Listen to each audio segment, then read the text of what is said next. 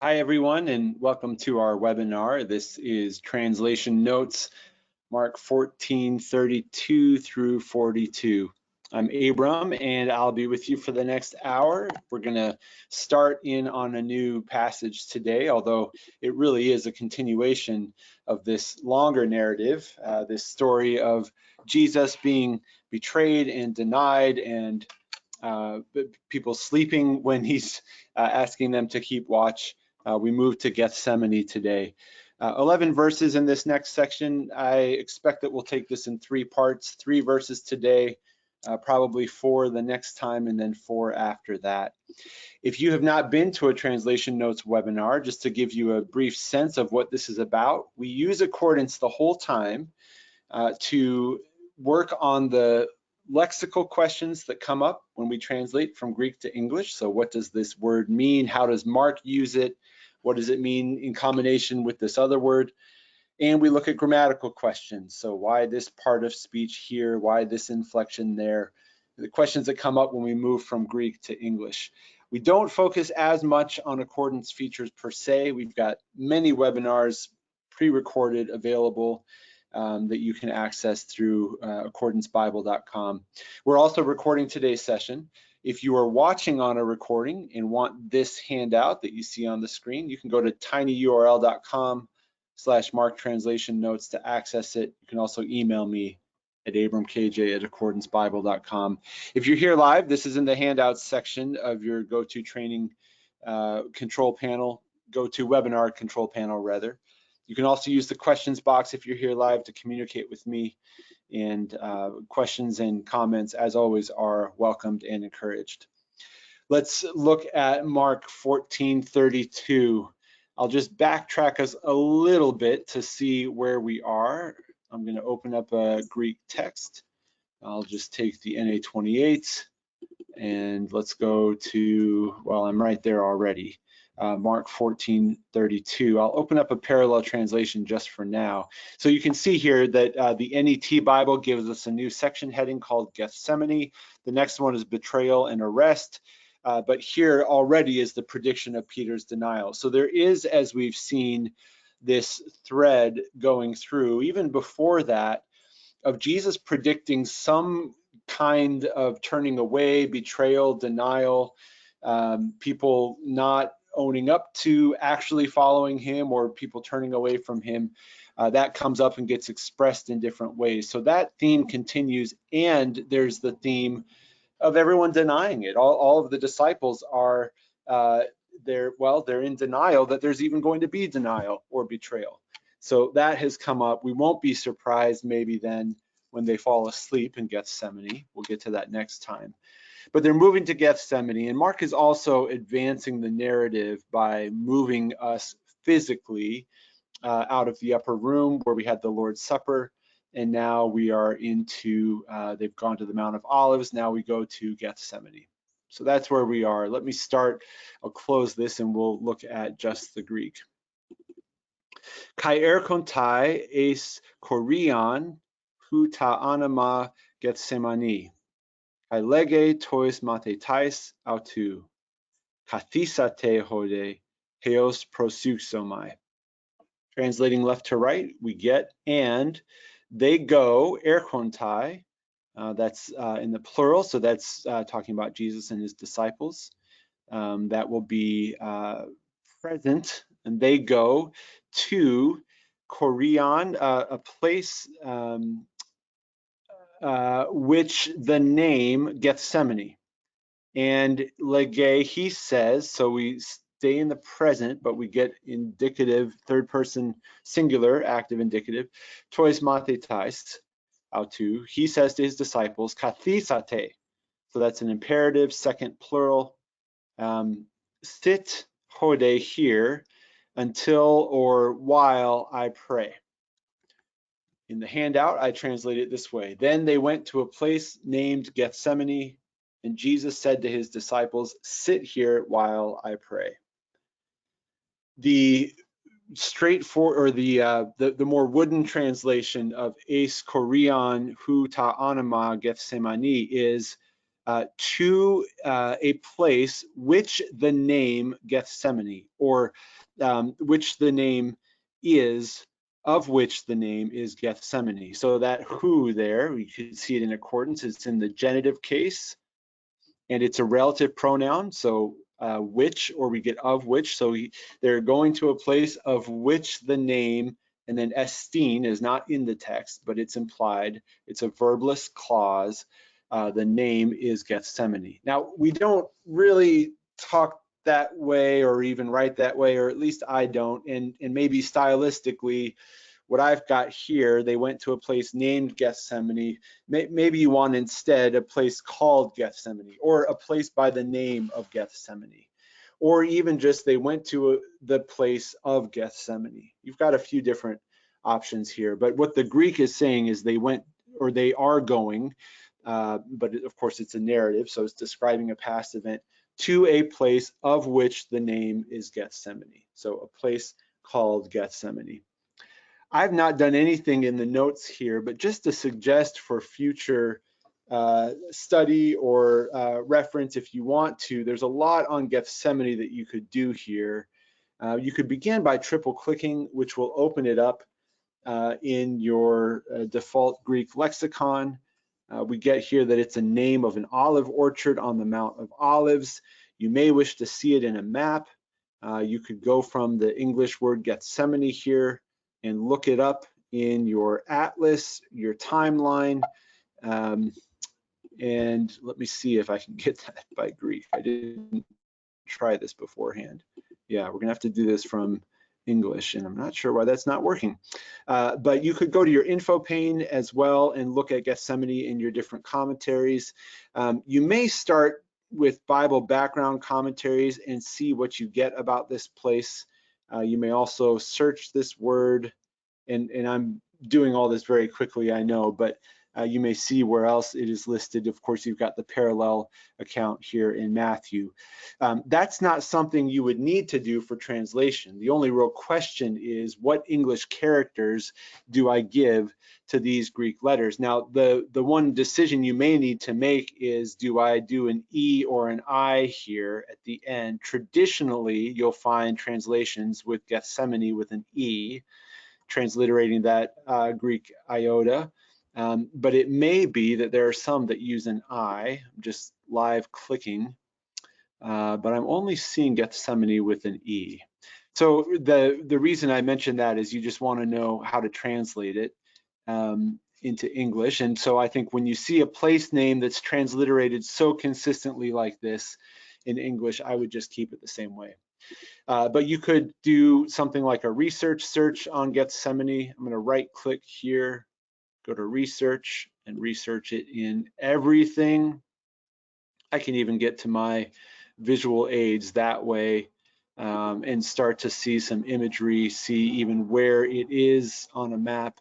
Again, not something that's needed for translation, but given the importance of this place and that Mark is introducing it and that it's the first time we get Gethsemane here in the text, this is something that just in general I would want to look at more. So whether you word search or do a research search or triple click to look in your lexicon or open the info pane, those are all things that are just a click or two away. They also happen to all be features that we have recorded webinars on. So if you want to see them, help webinars, you can see more about research and the info pane in particular. But like I said, not very hard to translate except for just the issue of how do you transliterate? So how do you bring the characters over into English? And there doesn't seem to be a whole lot of challenge with that one. Jesus says, once in Gethsemane, he says to his disciples, sit here while I pray.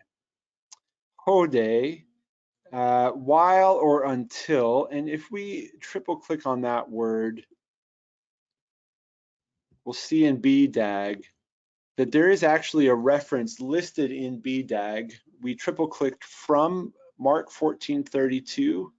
If you've been to this translation notes webinar or been using Accordance for a while, you may already know that if you have it set up, you can get your lexicon, your triple click default, to not only look up the word, but to also search that entry for the reference that you're clicking from. So I'm clicking on Hode from Mark 14:32. That's just in your settings under Amplify. You just want to make sure that this top option is selected. Include reference when amplifying from text to tool.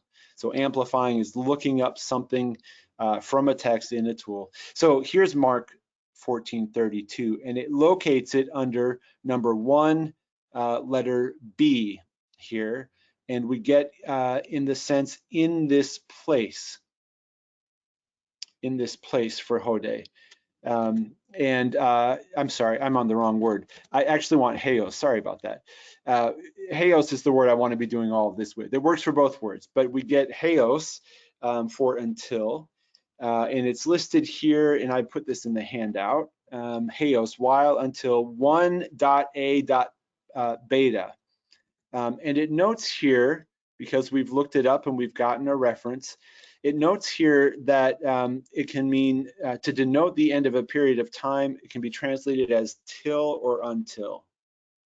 So the question is, are they staying while he prays? Is that a good enough translation? Do you want to talk about the prayer actually finishing? This is the aorist subjunctive. I think you can make the case that you want to translate it as stay here until I'm done praying. I'm not sure this is something worth laboring over too long in translation, but I do want to just highlight that you get here in BDAG with the aorist subjunctive, Heos, and in fact here we have the aorist subjunctive. So we get a very clear example of Heos as it's used here. I've put just a little bit of that in the handout, noting that BDAG does explain the aorist subjunctive verb often comes with Heos, and that's in fact what we have here. And we've talked about this before too. The subjunctive is not used in English as much as it used to be, and maybe even in the most formal of texts, it's kind of fallen out of use. But the subjunctive mood gives you a translation of something like, until I shall have prayed. The subjunctive together with the aorist. So this aorist is giving us the praying is kind of a snapshot of an event. So I think the NASB, I think this is actually a great translation. Sit here until I have prayed. Or you could say sit here while I pray. But I think this idea of sit here and stay here and don't go anywhere. I'm gonna go over there and pray, and then I'm gonna come back and then we'll talk about what's next. That's an awful lot to encode in one word, Heos, for while or until, but that's the idea. I'm gonna go do this, you do this. They get very clear instructions. Sit here while I pray. And as of right now, the instructions are just to sit, and to sit, you know, for a certain period of time. They don't know how long, but they have this Heos until. And I point that out because in theory, these are not challenging instructions. They are going to not fulfill them. They're not going to listen. We're going to see that. But I'll just pause there. I didn't go over every word in this sentence or even every phrase, but the ones I wanted to really point out were this named or called Gethsemane. How do we deal with that? This word Heos for until or while, and then this subjunctive verb here. Let me know what questions or comments you've got on that, and we'll start to move into verse 33. I'll just say that you've got a really long entry here. In fact, you have Mark 14:32 occurring in two places in BDAG. This is interesting that the same Heos, it's not like the word occurs twice in the verse, it just occurs once. They're acknowledging that it could be while as a translation equivalent, or it could be until. What tips you off to that is this 3 exact hits here. Heos is your first hit, which is your entry. So it's triple clicking. I see Heos, that's 1 hit. Your other 2 hits are the scripture references. Typically, if you look up a word and see it, like I was doing Hode before, I triple click on that. I see Hode. I happen to get Mark 14:32. 2 exact hits. The 2 hits are number 1, the word, Greek entry, and I had the and condition. The second hit is the scripture. That's the only time the scripture is mentioned there. more often than not, much more often than not, when you do this search with the reference included, it's going to give you 2 hits. But in this case, you get 3 hits. So that will tip you off that this Mark 14:32 is not the only one. You can just advance by hit here and see that it's mentioned here as a possibility. Again, I don't think this affects the meaning of the narrative or the translation enough that I would worry too much about while versus until. But maybe the most important thing is to understand how the until functions together with this subjunctive verb. And he's saying, sit here until such a time as I have prayed. I probably lean toward until, even though I've done it as while in the surface text here. Jesus will reiterate this in Mark 14:33, to which we move next. Kai paralambane tan Petron, kai tan Iakoban, kai tan Ioannen, met autu, kai ersita ektham besthai, kai ademanen. Now we're stopping mid-sentence. Kai lege autois, we'll come back to that in just a moment. So he has said, sit here until I have prayed, and he takes, again, we've got the present active indicative. Rod Decker in his Baylor handbook on the Greek text notes that Mark 14 has the most uses of this so-called historical present. Of course, he also notes that it's maybe the longest, I think the longest chapter in Mark, but it occurs a lot and it continues here. So, and he takes ton Petron, so there's Peter in the accusative because it's the object of the verb. So he takes Peter and James and John, met autu with him, and erxita, he begins to be distressed or overwhelmed and troubled. And he says to them, we'll come back to verse 34. I did not put this in your handout, but note that you've got this same verbal movement in verse 32 and 33. They go, and he says, he took them with him. So there's a they again, and now he begins. So you've got this zooming in and out. Again, Mark does this often. The one and the group. So you've got they all go, and he says to them, so it's focusing on him, but then he takes 3 of them, and then he has his reaction, but then he talks to them. So there's just going back and forth between Jesus and the group. Here's how I've translated this, and we'll find a number of issues here at the word level that we'll want to think through. And he took Peter and James and John with him, and he began to be overwhelmed and distressed. This is for further reading. We may wonder, I talked about transliterating when it comes to Gethsemane, and if we're relatively fresh with our Greek characters, these are typically pretty straightforward. What we want here actually is the lexical forms of these names.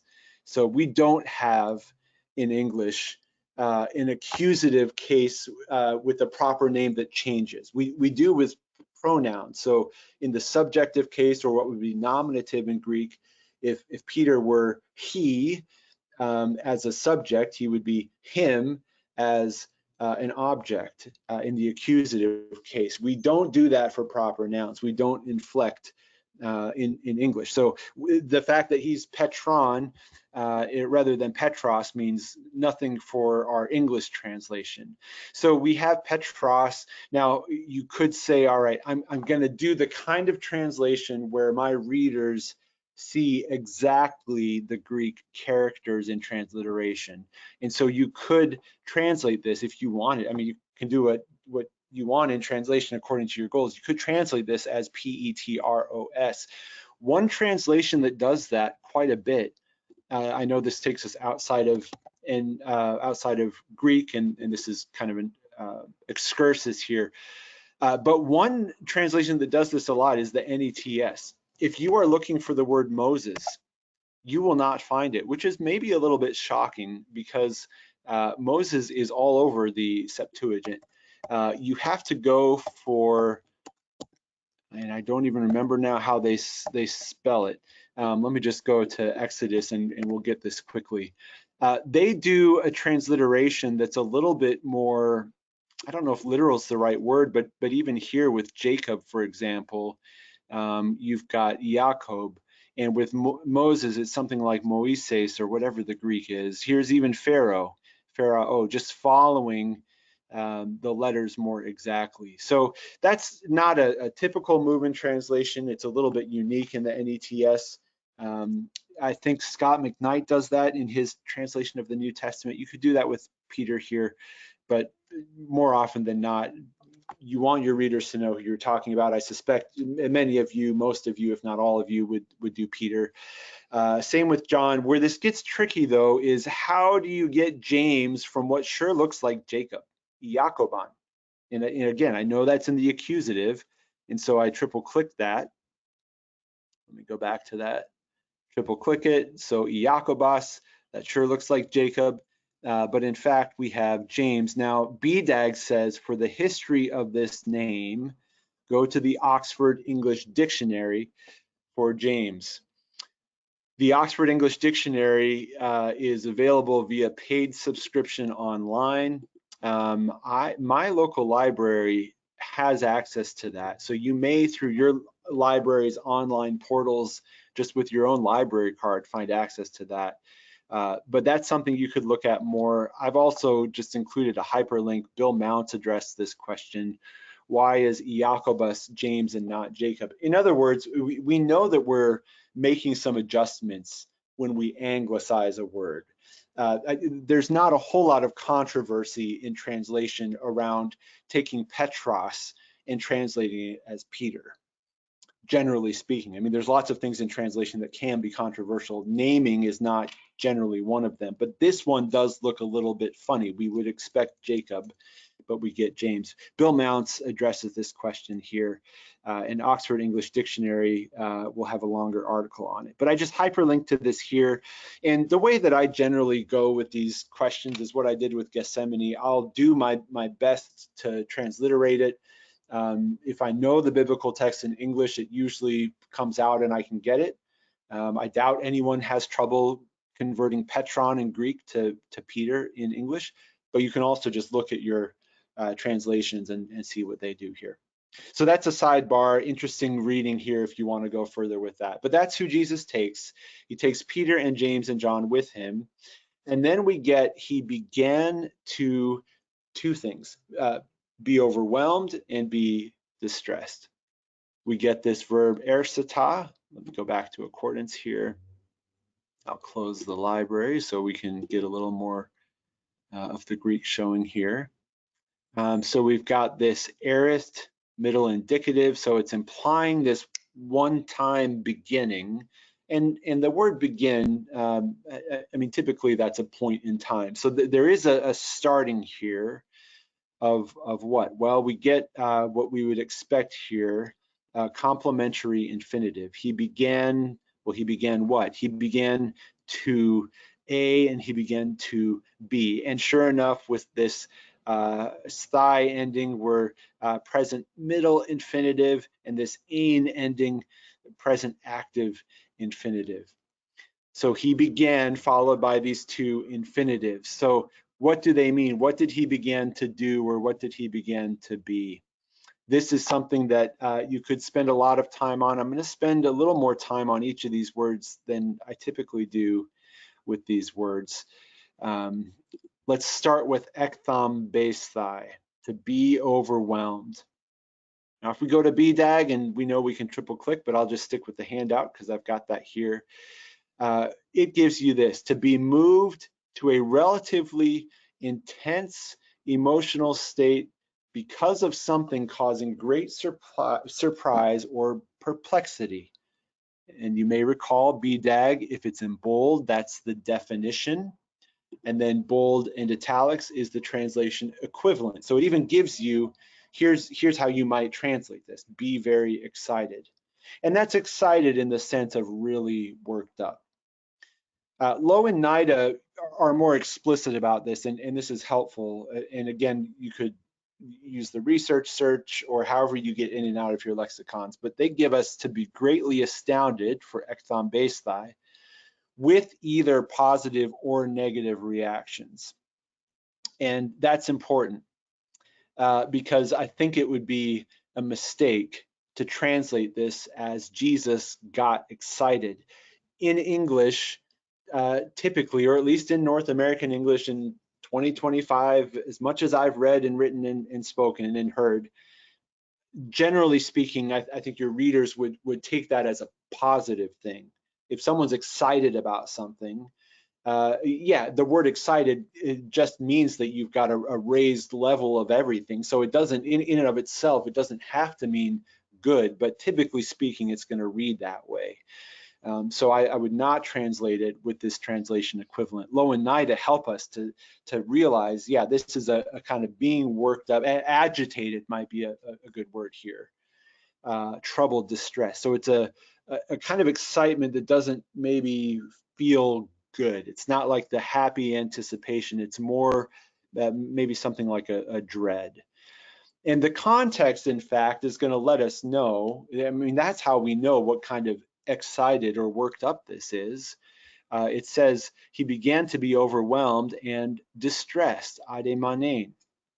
And for that word, we don't have the possibility of good or bad. There's not an ambiguity with that word. We can triple click this and see be in anxiety, be distressed, be troubled. So what we want to do as translators is we want to think about each of these words by themselves, and we want to look at them in Mark, and we want to look at them in the New Testament. You could look at them in the Septuagint, other Greek literature if you wanted to, but we at least want to see how Mark uses these words. That doesn't mean that he uses them the same way every time. There are plenty of words that Mark puts them in different contexts, and so they mean different things. But we want to look at these words in Mark, and for that, we would take one of the words at a time. We would right-click and search for lexeme to get the lexical form. You can see here it is in two other places in Mark.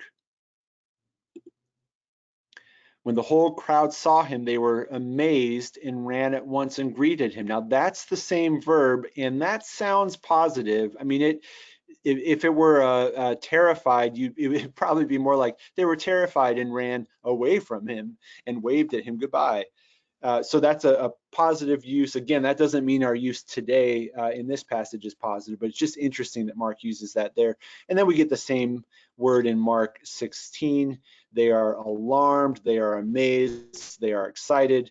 You might ask the question, and we will when we get to Mark 16, what's the flavor of this agitation, this being worked up? Are they scared? Are they happy? Are they both? This passage, I think, is pretty clear, though, because of the second word. And we could look that word up as well. You're going to get it in the parallel passage here, where you get actually a different first word, lupesthai, which we also have in this passage. That speaks more of anguish and pain, and then there's distress here. So you could spend more time looking at those in context if you wanted to. You'll also find some commentaries that treat the Greek more specifically that talk about each of these words. Let's just look at those briefly. Raymond Brown, in his Death of the Messiah, says that ekthon to be greatly distraught. He talks about where it occurs. He says it indicates a profound disarray expressed physically before a terrifying event, a shuddering horror. And then he says this ademanein, to be troubled, has a root connotation of being separated from others, a situation that results in anguish. So that's a really deep dive on those words, and that's a lot more words than you could include in translation, but he's just confirming what we're seeing in context, that even if one of these words could go one way or the other, when it's used with another, it's pretty clear what it means. And so he looks more deeply at this meaning of ekthon, having concluded that it's not a positive excitement, it's a more negative one. And then with Strauss says this strong verb, ekthon or ekthon, occurs in the New Testament only in Mark and always in the passive, where it indicates being moved to an intense emotional state. We saw those verses already. Here in combination with be troubled, the sense is dread and fear rather than surprise or shock. Jesus knows what is coming, but he is deeply distressed by it. This, I think, is the crux of what we want to do here. And I note here, consider not just the words by themselves, but consider them being used together and how each sheds light on the other. The second word has not really much ambiguity, even if the first does. Even if both words were ambiguous and could mean a heightened emotional state, Jesus has predicted his death. He's on his way. Even the rest of the passage, I mean, we're not in it right now at the moment, but if we look at the rest of the passage, Jesus is going to be praying to be taken out of this situation. So there's just point after point here, whether it's lexical or contextual, and even these commentaries confirming it, that this is a deluge of troubled, heightened emotional state. And I think I appreciate that Strauss mentions it, in particular this word coupling here that makes us know this is not the kind of shock or amazement that you might see in Mark elsewhere. This is got a negative valence to it. Jesus knows what is coming, but he is deeply distressed by it. Where does Strauss get that? Well, Jesus has predicted his death already 3 times to the disciples by the time we get there.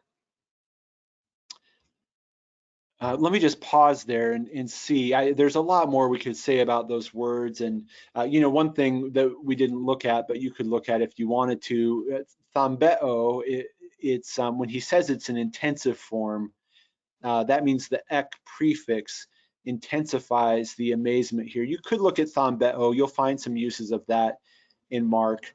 You would want to focus on ek thambeo. But there's a lot more you could do here studying these words. You could look them up in all of your lexicons, your commentaries. These are just a sampling of things here. I want to come back to this began thing again in just a moment, because that's going to help us with our final translation. But I want to pause first and check in and see if you've got questions or comments. Here's a comment that came in for the last verse. I'll just put this in the chat. Someone says, shall seems to be unnecessary. Subjunctive mood relates to probability or possibility. Here's another comment that comes in for this verse. In light of the context of Jesus' multiple declarations of his future death, why would he now be amazed or grieved? Right, and I think that is part and parcel of what Strauss is saying here, that we don't want to translate this as surprise, in the sense of he didn't know it was coming, and now all of a sudden he does, and he's saying, I didn't see that coming and I feel bad about it. That is not the case here. And so that surprise is a possible meaning, but there just seems to be so much evidence that that's not at play here, in part because of what you mentioned, that Jesus has predicted this. So as far as the amazement thing, yeah, I don't think I would put amazed in a translation. That does, amazed is a close enough cousin to shock, and seems to mention, or seems to connote, some kind of unexpectedness, that I wouldn't do that. As far as grieved, it's quite possible someone would know something's coming and still be deeply grieved by it. And so that would be a intense emotional reaction that is not rooted in the surprise or the shock factor, but there's still a grieving there. He knows this is coming, and now it's coming, and so there's a grief. That's a great question. Let's talk about this word begin, because that will help us too. And really, you know, the goal here is to get a good translation of these 4 words. And I've just got, he began to be overwhelmed and distressed. But let's look at the began and see if that sheds any light on this. There's just a grammatical simplicity to this. If I open up a Greek syntax diagram, oops, that's not the right one. I want the diagrams. All right. So we've got here, and again, I just want to emphasize, I'm treating verse 33 by itself. This is, he takes them, he begins to have this emotional reaction, and then he says to them. So there's a three-part compound verb here. So I don't want to treat them so separately. We will come back to lege. But here's the ersata, here's the begin. It's an infinitive, and it's a complementary infinitive, so it expects something to complete the thought, and here are the two verbs. So it's easy enough grammatically. Now, the way that a couplet like this could work, it could be two distinct, maybe chronologically separated events. Like he began to walk and talk, or something like that. But I think in this case, they're synonymous and they shed light on each other. But what of this beginning? What is that about here? What is meant, the SIL exegetical summary series asks, what is meant by the verb in connection with the following two verbs, to be distressed and to be troubled? And what caused Jesus to react this way? We don't in this verse get an explicit answer to what is making Jesus react this way. We are going to get more on that as we go on. Take this cup away from me. So it's something about whatever this cup is that's leading to this reaction. So we'll spend some time on that. That's an interesting translation, where the translation itself may be easy, but it's a metaphor. So what do we do with that? We'll get there.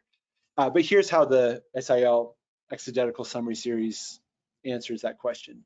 The verb began gives a picture, and here's my emphasis in underlines, of an ever increasing terror and agitation.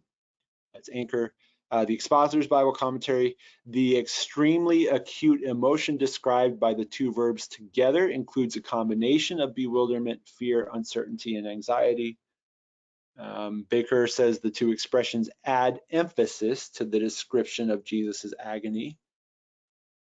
I would say, and let me just pause there, however you translate these words, however you understand them working together, and I think there's room for some different options there. This, to me, feels like bedrock certainty, that the use of both of these words together is just showing this is not just, I'm kind of sad, I'm a little bit bummed out. I mean, this is an intense, emphatic description here.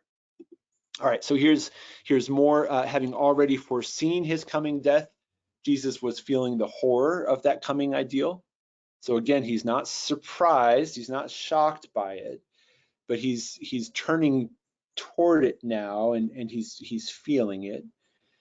One commentary says it was not a physical fear, but the pressure of the sin of the world upon his sinless soul, along with the knowledge of what that will involve. I can't know for sure that that's not true. The text doesn't talk about that per se, although you could make the case that this cup is the sin of the world. I don't think the text says it's not a physical fear. I don't know why it wouldn't be a physical fear.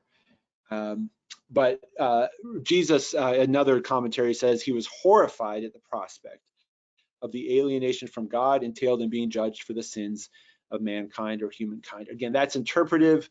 We would need to look at the rest of the passage, and that's a theological interpretation, which is not a bad thing. It's just something we want to be able to defend and have a reason for. In translation, all of this would be too much. I think you want to just say what Mark says as clearly as possible without over translating, but you also don't want to under translate. So I think something like he began to be overwhelmed and distressed works well. I think this captures the nuance of the anxiety, but also just the volume of it, the sense of overwhelm here. I might even look at different translations and see what they give me, because I can guarantee that you're going to get a lot of different options. You have troubled and distressed. I even saw some translations that had distressed and troubled. So here's troubled and distressed, greatly amazed and sore troubled. I would not go with that, but the ASV did. He began to feel despair and was anxious. We've got distressed and troubled. Distressed and troubled. Here we have troubled and distressed. And I think that just speaks to not a textual issue where the Greek words were reversed. It just speaks to each word could be translated as troubled or distressed. We've got a lot of distressed and troubled here. Yeah, sore amazed again, and to be very heavy, distressed and troubled. So you're going to see distressed and troubled, very upset. That's the New International Reader's Version, and their goal is to be highly legible. And so I think very upset, of course, is right. You might spend some time.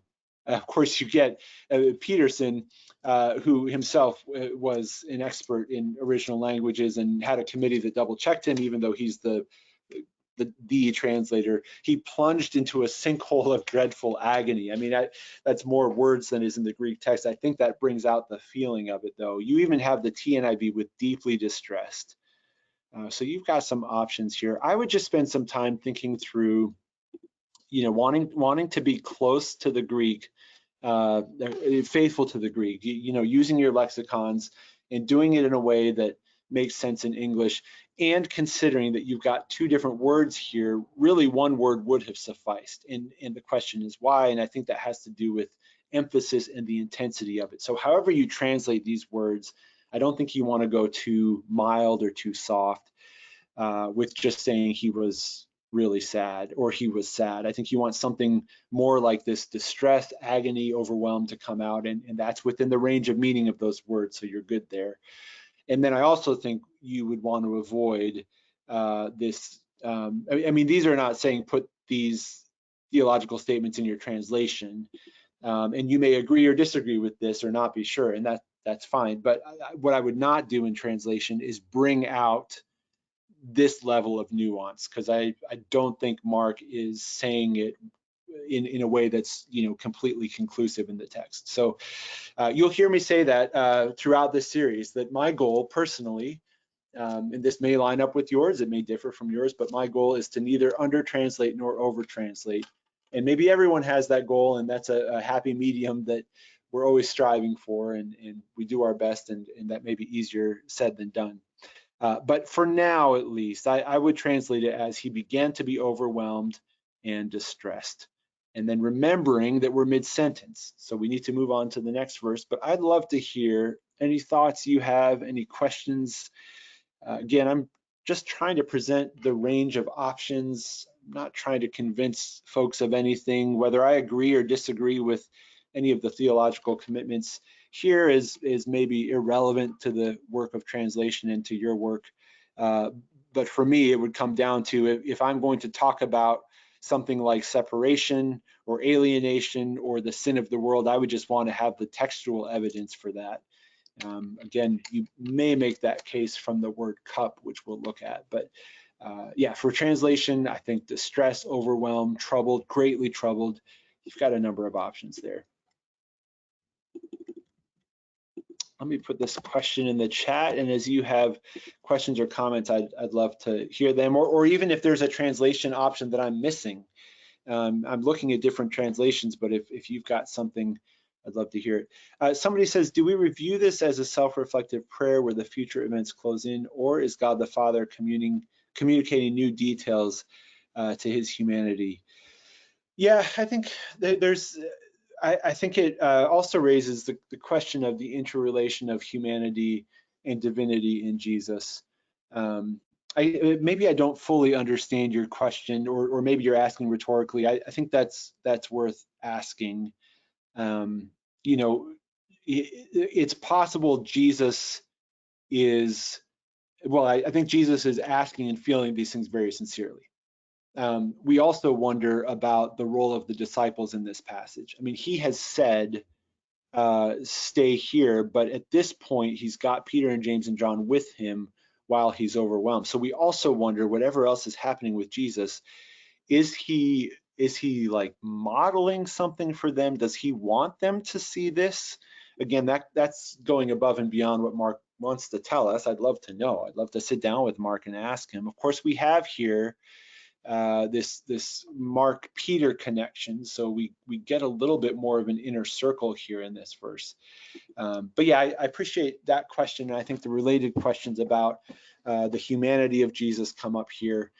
There's a whole lot going on here theologically, and you see that in the SIL Exegetical Summary Series here, but that's not all. I mean, how do we think of Jesus praying in the first place when Jesus is God theologically? You know, the typical classical theological doctrine of Christianity.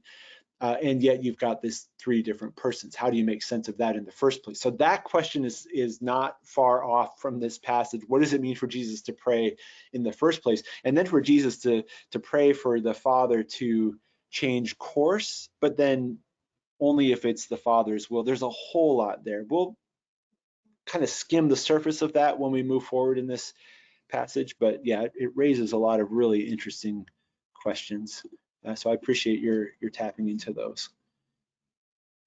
Let's move on to verse 34. Welcome comments and questions and insights on verse 33, especially if you think I'm missing something. I'd love to hear that and share that with others. But we get more here. In fact, you know, we treat these verses in isolation, or at least I do in this webinar, but really looking at them together is helpful, because we get, you know, if we were confused still about troubled and distressed, or only had a provisional translation, we're going to get more here in verse 34. Remember, in our diagram, this lege, this he says to them, is part of this threefold action here, that he takes them with him, he has this intense reaction, and he says to them. And he's going to say something that's going to shed light on how he's feeling. So even after we translate verse 34, we can go back and see if overwhelmed or troubled and distressed was good. All right, verse 34. Kai lege autois, peri lupas estin he psuxe mu, heos thanatu, menate hode kai gregorete. Going left to right, it is something like, and he says to them. Now the them is the three.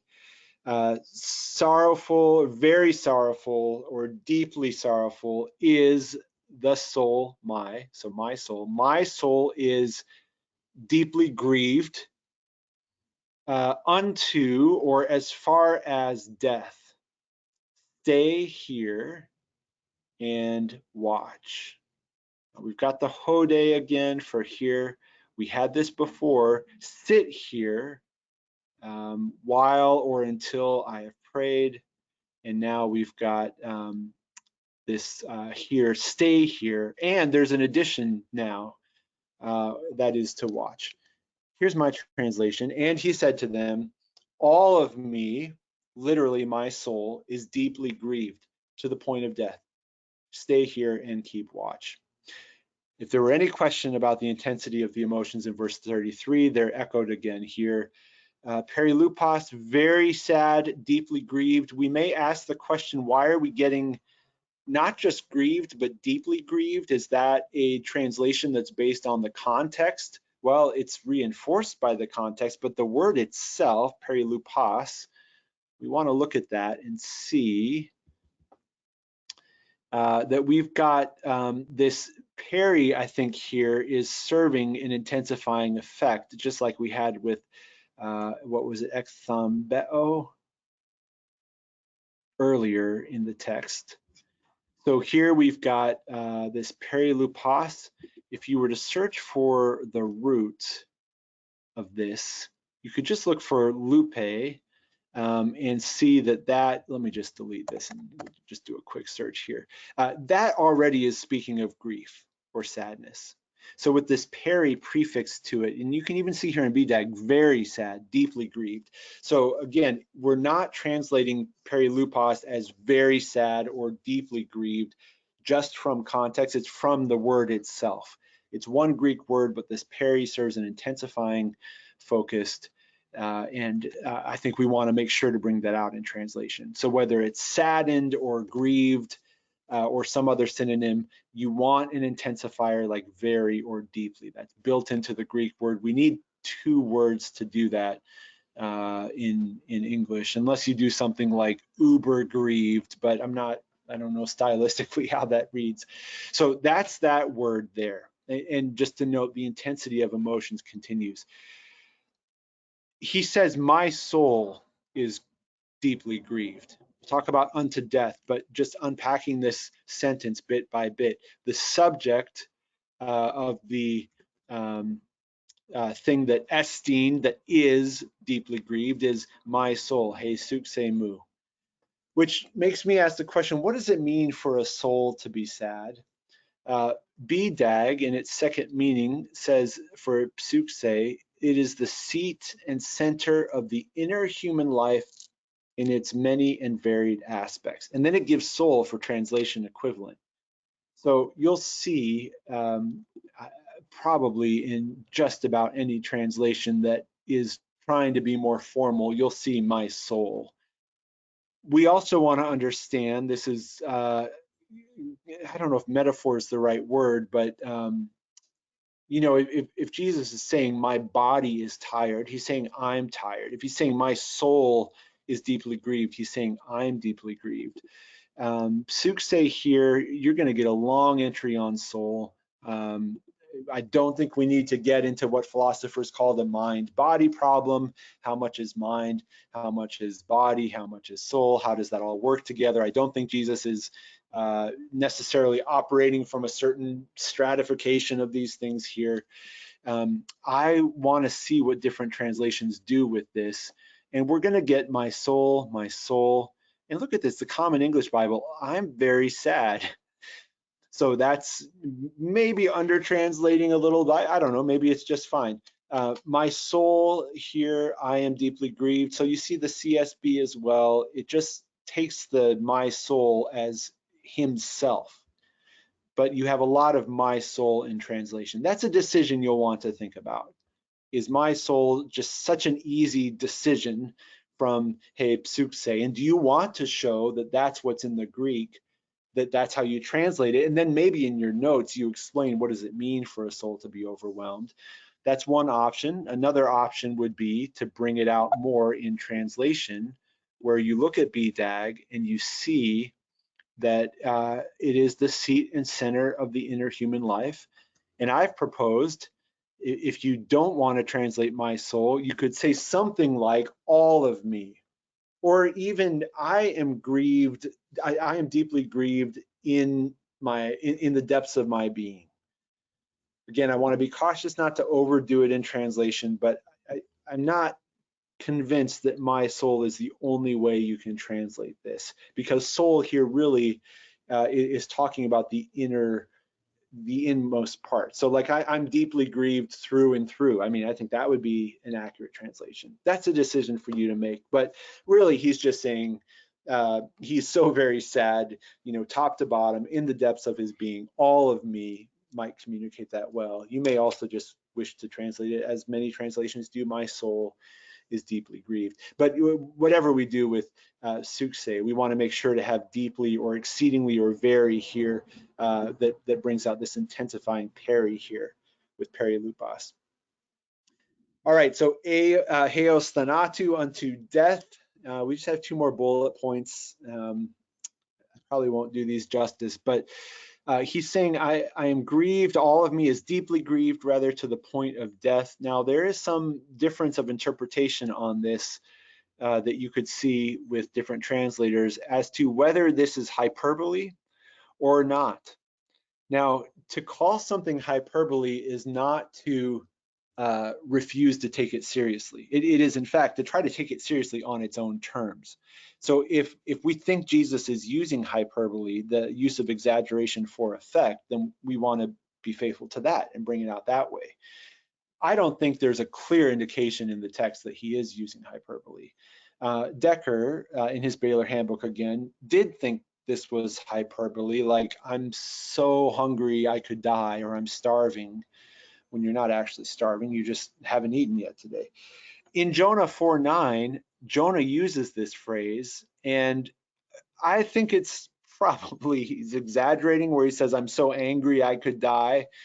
Maybe he really is angry, maybe he really thinks he's going to die, but the whole message of Jonah is, Jonah, don't be mad about God calling people to repentance and receiving them when they repent. So yeah, Jonah, maybe you are overreacting a little bit. Now, that phrase in Jonah 4:9, it doesn't mean that's what it means here. But Decker is at least saying there is textual precedent for this to be exaggerating. I think more along the lines of R.T. France, who points out that Jesus's actual death is coming soon. I mean, there's no reason for me, I don't get compelled by a more metaphorical read. He knows it, he's predicted it. And so France says this phrase, probably more likely in this context, refers explicitly to the cause of that emotion, namely distress, as the death which Jesus has long been predicting now fills the horizon. So we had the question here, what caused Jesus to react this way? Well, it's this upcoming death. Now, he's not talking about his death as an event here. He's talking about his emotions still. He's deeply grieved to the point of death, like not death in the future, but death right now. Like he's just feeling the death almost closing in on him right now. I think that's a good phrase that you could use. But I just raise this so that you see, and you could look at commentaries yourself as you desire, that there is some difference here among interpreters on whether Jesus is using this to say, I'm so sad that I could die, and whether that's meant metaphorically or literally. I think, to the point of death, I take it in the strongest sense, because you've got this overwhelm, this distress, this deeply grief. I mean, it's just building and building and building. I mean, this is a very deep anguish, and he is actually about to die. So it's like that's closing in on him, and he knows it. So to me, I'm pretty compelled by France's read, but you may be compelled by Decker's read. The question being, what do you do in translation? I like to the point of death because it translates the Greek really well, I think, and it doesn't necessarily force a decision on you or the reader as to whether this is metaphorical or more literal. What I personally would not do, and you may disagree, which is fine. Personally, I would not translate it as a hyperbole. So I would not translate it as all of me is deeply grieved and I feel like I could die. I would not do that, because that reads more like something like I pointed out here, like you say you're super hungry or you're starving. I think Decker talks about that too. I wouldn't do that in translation, but to the point of death still leaves both possibilities open. Would love your comments and questions on that in particular. Curious what you think. I'll just wrap up with this last bullet point, and we'll revisit this next time. But Jesus says, stay here and keep watch. And another question, what kind of watch does Jesus want the disciples to keep? And again, you'll have different interpretations on this. The UBS Translators Handbooks takes this to be a physical, immediate watching. They say, it's not about watching Jesus pray. It's staying awake to watch out for anyone who might be coming with hostile intent. And in fact, someone's on the way or about to come. So is Jesus saying, like, stand guard or be on the lookout? Or is he saying instead, as Strauss suggests, to stay spiritually alert in prayer? After all, Jesus is moving into this posture of prayer. Maybe it's an act of solidarity he's inviting them to, asking them to do. I think it could mean both. He's saying keep watch physically and keep watch in prayer. But just notice that there's not unanimity here in what keeping watch means. Now, the way I would answer this is by going further into the text to see what we get. And we'll do that next time. So we'll go further.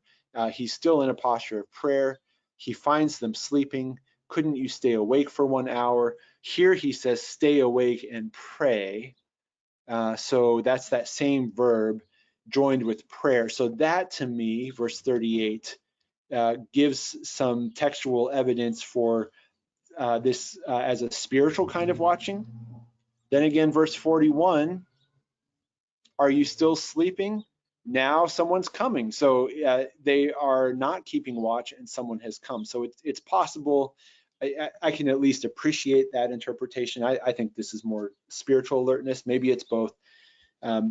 In translation, I think keep watch still leaves open both possibilities. So you're translating the Greek faithfully and not necessarily making an interpretation that you don't have to make in translation. In your study note, if you were doing study notes, you'd probably want to speak to this, maybe even just like this. What kind of watch are we talking about here? And for me, I like to raise the possibilities in my notes, maybe say I lean this way, but to recognize that there are different takes on this. We'll pick up here next time. We'll revisit this verse and move forward. We didn't get a whole lot of movement in the narrative per se in terms of what events happened, but we sure have just this robust emotional setup. I mean, it's a very sad passage. Whatever way we go on some of these interpretive issues, it's pretty clear there's a great deal of grief and anguish here, and this invitation, this request, this command to stay and to keep watch, which they will not do. So we'll look at that more next time. Again, if you want this handout and don't already have it, tinyurl.com/Mark translation notes. You can always email me at abramkj@accordancebible.com, and I would love to hear from you and would love to be in touch. If you have been watching on the video, thanks so much for watching, and look forward to hopefully interacting with you some other time.